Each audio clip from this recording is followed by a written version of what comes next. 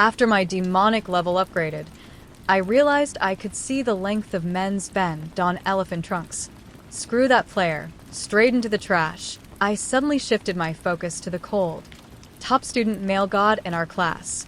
Tajua adjusted his glasses, his ears turning red as I stroked his firm biceps. Tajua, is something wrong? That player gritted his teeth and blocked my path, saying he liked me, yet gave up after just 2 months of chasing me. Fine, I won't test you anymore. Let's be together. But I didn't need him anymore. A measly 12 centimeters, so short it's laughable. What would I even do with that? Simple reason, wrong choice. Who in this world would ever like something short? At exactly midnight, Ji Yueqi called me again. His voice was hoarse, lazily drifting through the phone. Asterisk Lin Wei and I are about to do it. I'll send you the hotel address. Bring a large box of ultra-thin 3 Wolves condoms within 15 minutes. Asterisk. I listened so intently that I didn't even notice the movie in front of me had reached an intense fight scene. As expected, I hadn't chosen the wrong person. Got it, I'll head out now. After hanging up, I rummaged through my drawer and pulled out the exact brand Ji Yueqi needed. A seductive demon like me doesn't need to buy these. I've stockpiled plenty. 15 minutes later, I arrived punctually at the hotel on a shared bike. As I scanned the room numbers, I suddenly spotted Ji Yueqi leaning against the wall not far away, a Capri cigarette in hand. Squinting at me with an amused smile, I hurried over and handed him the goods. Young master, your order. Ji Yueqi had striking looks, tall, well-dressed. He stood there like a magazine model in the latest Balenciaga. His finger lightly brushed my cheek. I woke you up at midnight. You must still be drowsy. I scratched my head. Nah. I was just watching a movie. A seductive demon like me can't sleep at night anyway. Ji Yueqi smirked skeptically, twirling the small box in his hand, his tone condescending. Don't rush. You're next. I was a bit eager, but not surprised. I'd already calculated all the flowers around him. If he was sleeping with the department's belle, Lin Wei, tonight, then the only one left was me. Even if I'm last, as long as I get a taste, it's fine. I grinned foolishly at him. Hee. He frowned, exhaling smoke. If you're not crying, then why are you so happy? I shouldn't smile? Fine. I'd humor him, forcing out 2 fake tears. Sorry, I just want you to be happy. Only then did Ji Yueqi lower his head, satisfied. Just then, the door swung open. Lin Wei peeked out in a bathrobe. Young Master Ji, I'm ready. The moment she saw me, her shy smile twisted into disdain. Oh, the stalker's here. I nodded politely. I'm just delivering supplies. Wishing you both a wonderful night. I checked my phone and realized I didn't have Lin Wei's contact. Hey, beauty, want to be friends? After you're done with young Master Ji, mind sharing some tips? Just as I eagerly held out my phone, Ji Yueqi smacked it away. What the hell are you saying? Making me sound like some gigolo. His face cold, he pulled Lin Wei, who was eyeing me weirdly, into the room. Click. The door locked. High-end hotels have great soundproofing. No chance of eavesdropping to see if Ji Yueqi's skills are as impressive as rumored. With a sigh, I headed downstairs, rented another shared bike, and went home to continue my movie.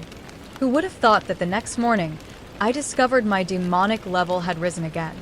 I was on the verge of tears. Other demons had to actually fight to level up, yet here I was, gaining experience just by watching movies and playing our 18 games. At least this time, leveling up granted me a new skill. I could now see the length of men's bend on elephant trunks. I immediately bolted to school in search of Ji Yueqi.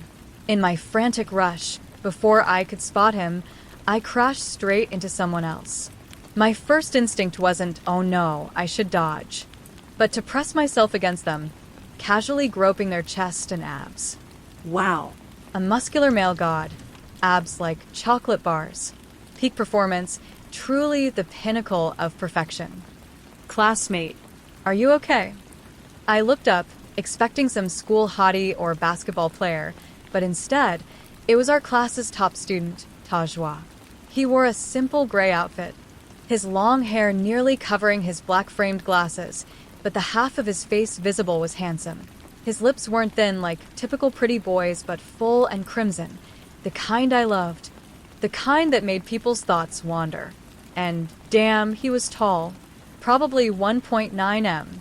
Above his head floated the number, 23 centimeters. Holy shit, this is next level, y'all. I'd never been into nerds, but who knew he was hiding this kind of treasure? Ta Zhuo waved a hand in front of my face.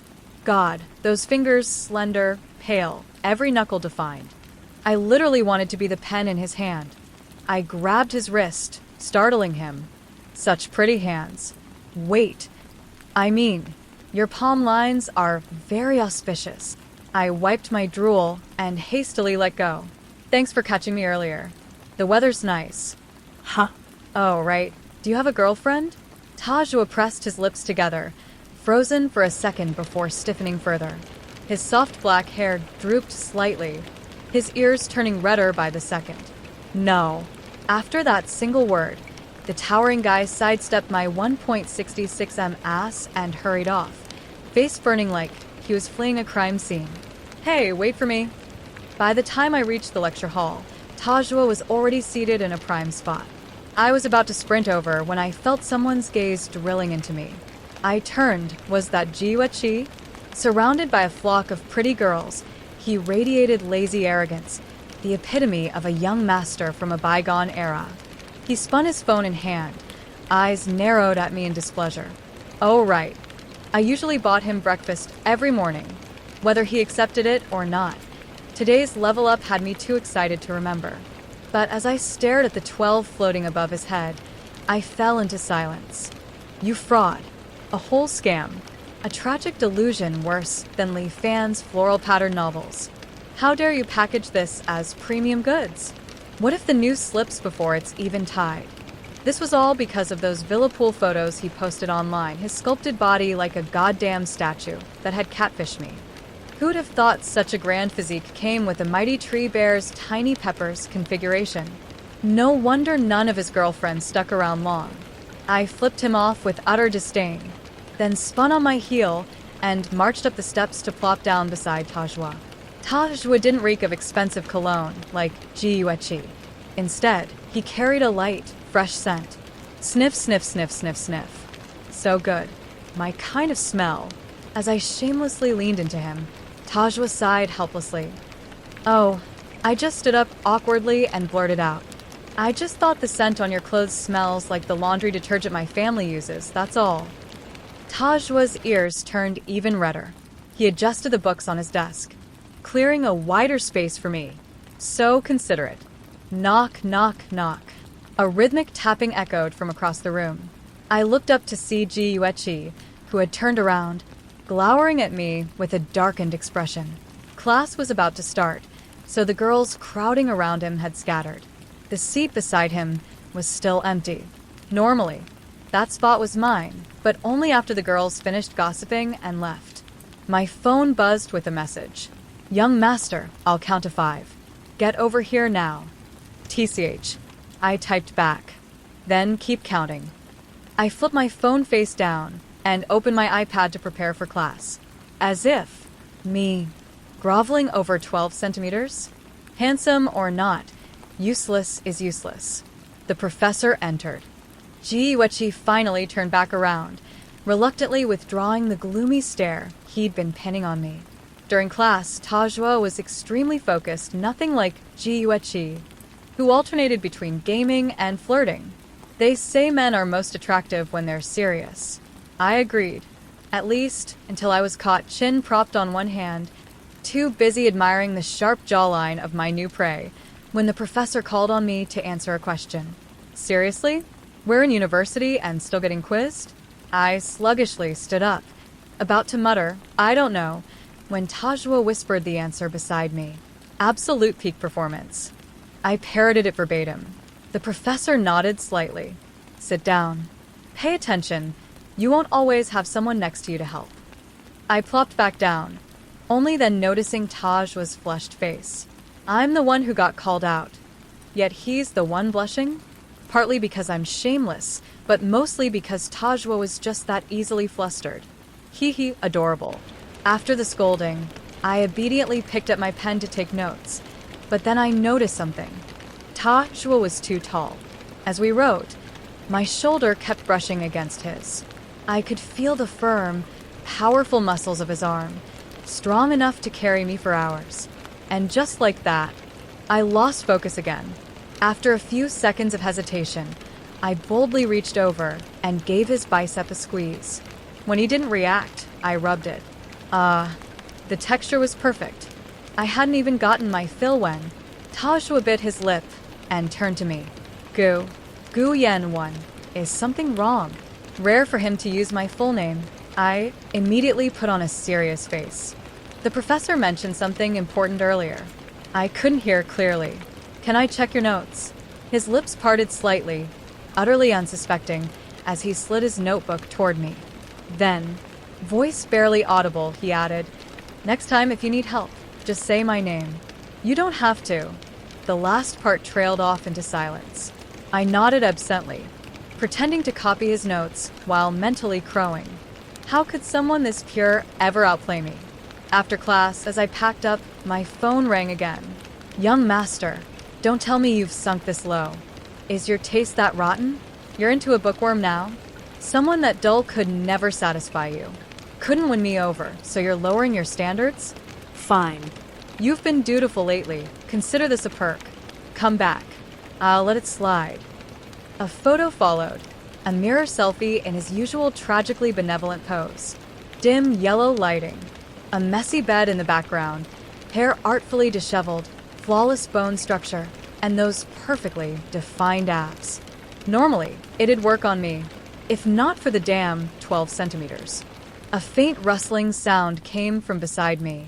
I turned to find Tajwa also glancing at my phone.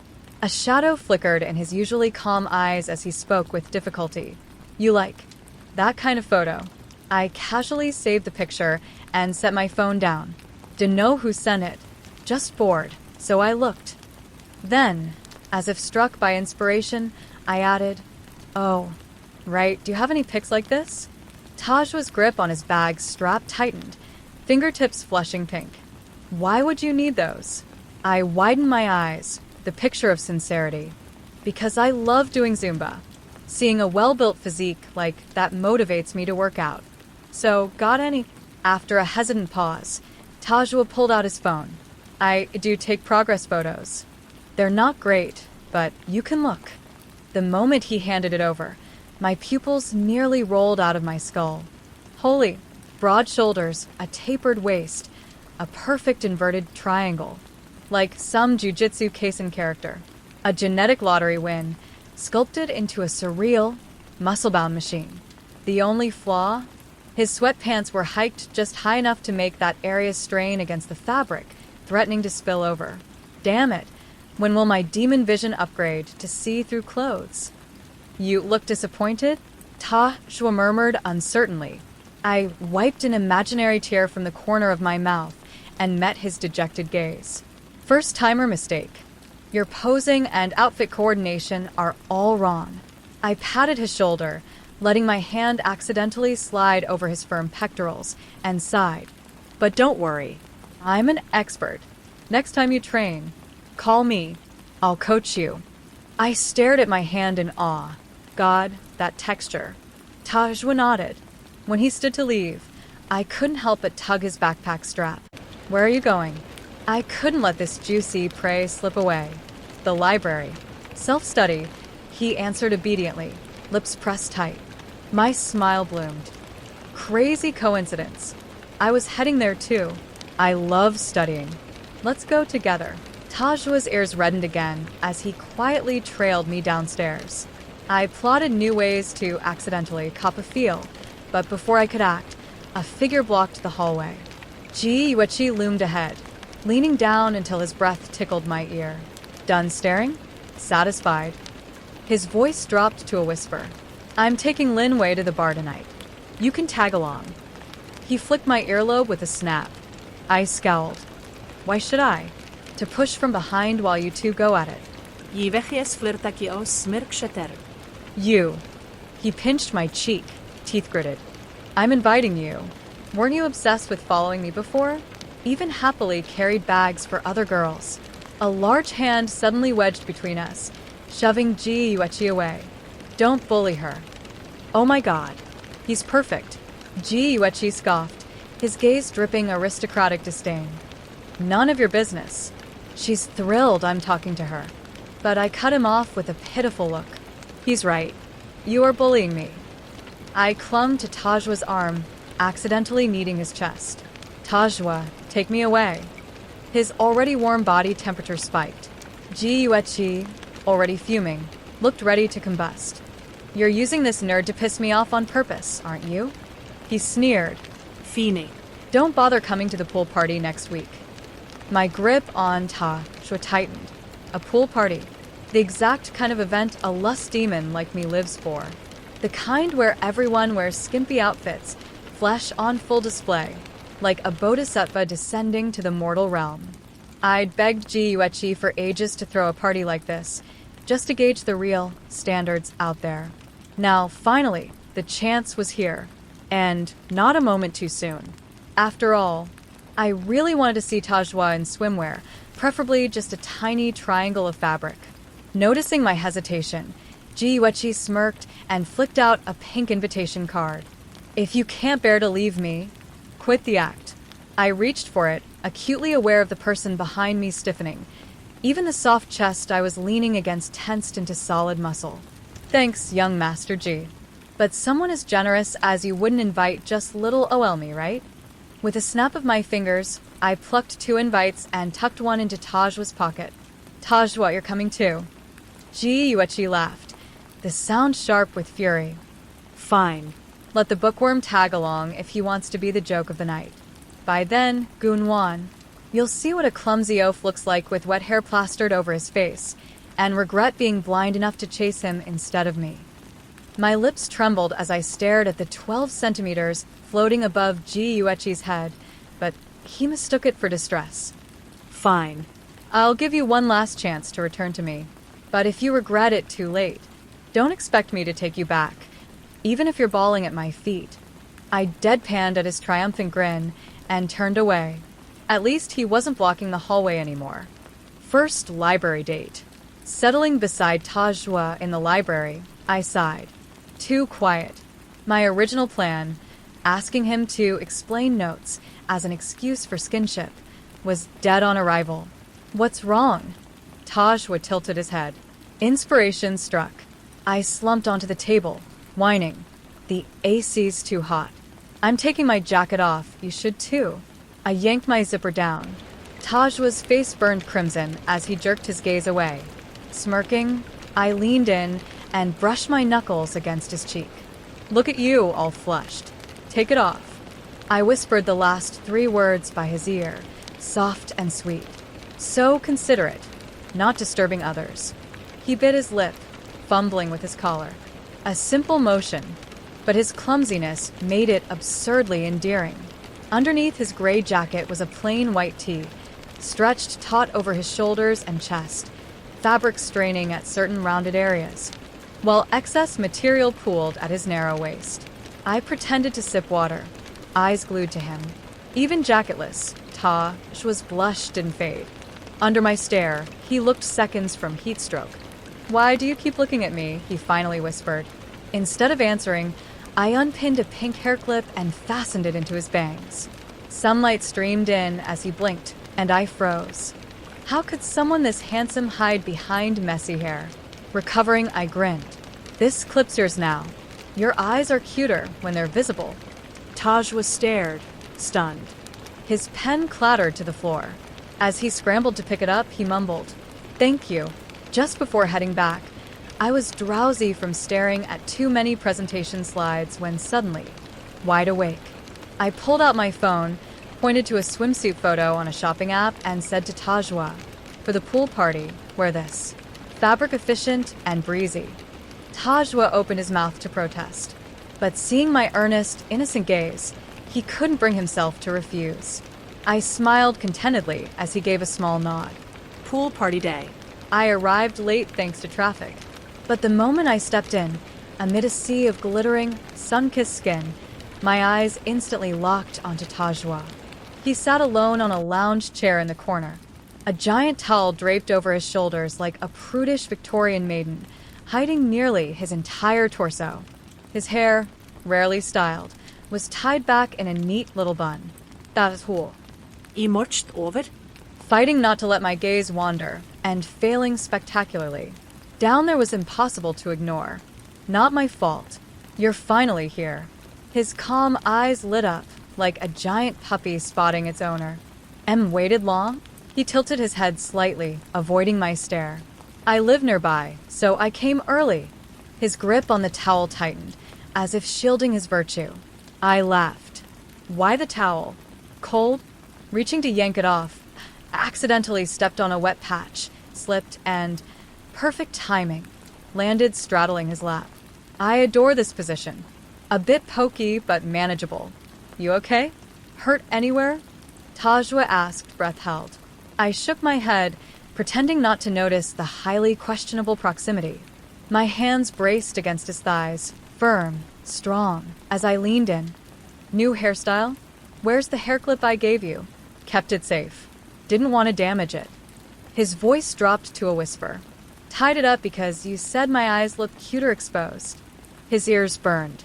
Also, wore the swim trunks you liked. I grinned, ruffling his hair. Good boy. Untying my own hair tie, I let my wavy curls tumble down. Here, a reward. Use this next time. I slid it onto his wrist. He stared at it, mesmerized. Definitely loves it.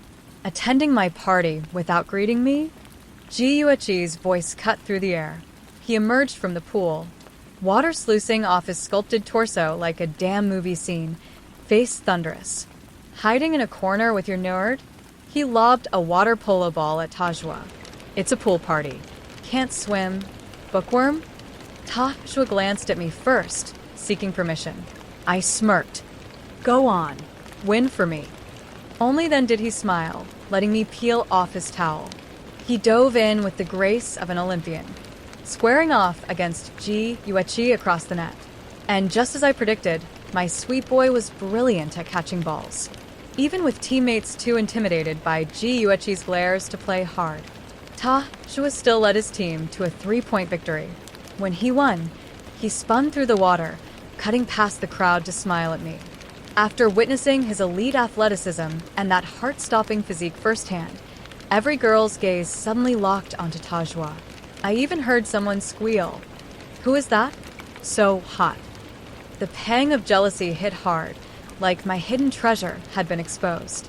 Worse, I hadn't even gotten a taste yet. I needed my loyal puppy back immediately. So I accidentally took another dramatic fall, this time straight into the pool. The moment I hit the water, strong hands caught my waist and legs, fingers digging reflexively into my skin.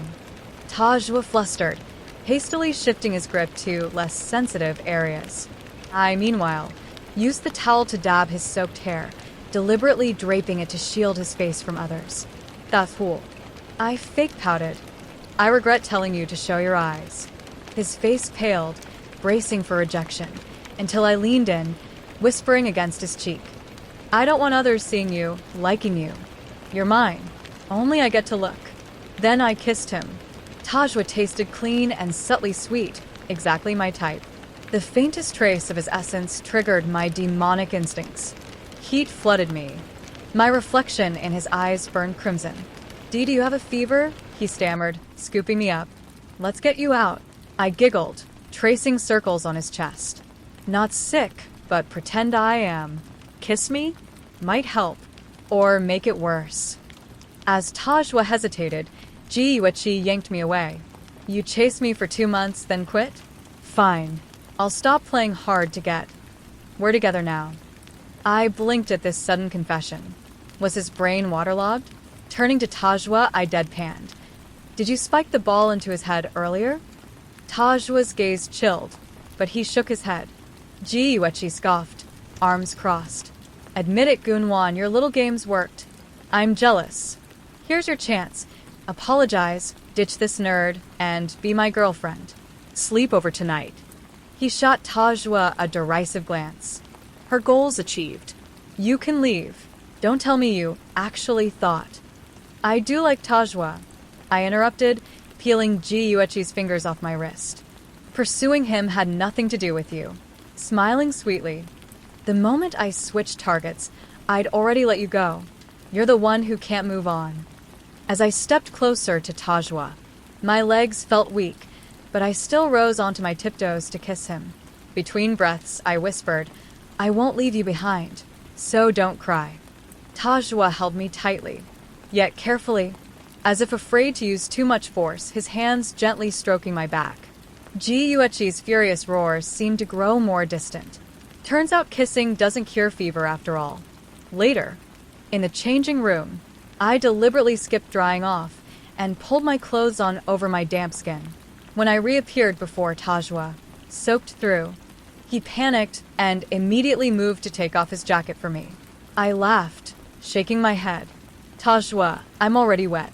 Can I just go to your place to dry my clothes? He nodded, but when he called for his private driver, I suddenly worried about the car's leather seats. So I decisively settled onto his lap instead. Sorry, I said sweetly. I didn't want to ruin the seats. You don't mind, do you? Tajwa's Adam's apple bobbed, his gaze darting everywhere but at me. And no, I don't mind, he rasped. I leaned in closer. Water seeped from my clothes into his, the thin fabric clinging until I could trace every ridge of muscle beneath his skin, his scorching body heat, the volcanic tension simmering just beneath the surface. The effort to restrain himself tinted the corners of his eyes a tempting red. Luckily, the ride was short.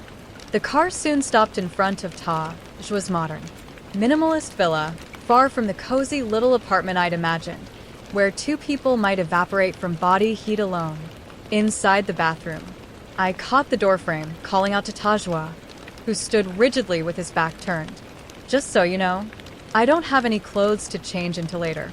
Mind lending me something? When I cracked the door open later, a neatly folded set of clothes waited outside, a shirt and jeans. The shirt barely fit. I had to roll the sleeves multiple times. After blow-drying my hair, I went to find Tajwa, only to discover him chopping vegetables in the kitchen. My succubus instincts immediately conjured an image of him wearing nothing but an apron, cooking for me au naturel. My legs nearly gave out. Tajwa turned and froze at the sight of me in his oversized shirt, which hung like a nightgown. His face flushed crimson. You're done? I noticed you didn't eat at the party, so I made something. Are you hungry? Truthfully, the hot shower had already dried me off, but his words barely registered. I was too busy staring at his moving lips. I strode over, fisted his collar, and yanked him down for a kiss. A faint taste of his essence soothed my demonic hunger, just a little. Pulling back, I licked my lips and murmured, Mind if I skip the food? Demons don't live on human meals anyway. Das Hul, oblivious to my real appetite, looked crestfallen. Oh, of course. The dryer's probably done. I'll get your clothes. He hurried out. When he returned, arms full of my dried clothes, he asked, Do you want to change now? I inhaled his scent lingering on the fabric, warm and comforting, but tugged playfully at the hem of his shirt instead. I like this better. I'll keep it. That's fine. Tajwa replied awkwardly, placing the clothes on the sofa before standing frozen, seemingly unsure what to do next.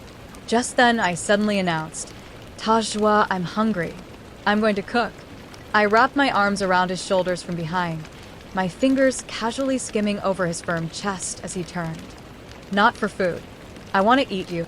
Before he could react, I pushed him down. Listen, if a blockhead doesn't understand romance, don't blame me for forcing the issue. But even after I pinned him, Tajwa remained stiff as a board. Ahem. Awkward. Leaning close, I whispered, You're supposed to fall down now. I gave another gentle shove. This time, Tajwa's face burned scarlet as he obediently toppled backward. A single hand on his chest was enough to keep him motionless, his wide, glistening eyes locked onto me. Once settled atop him, I carefully unwrapped my delicious cream puff and gave it a teasing lick. Tajwa turned so red he had to hide behind a pillow. making me burst into laughter. So sweet, thanks for the meal. Whether cherry or cream, everything about him was irresistibly delectable.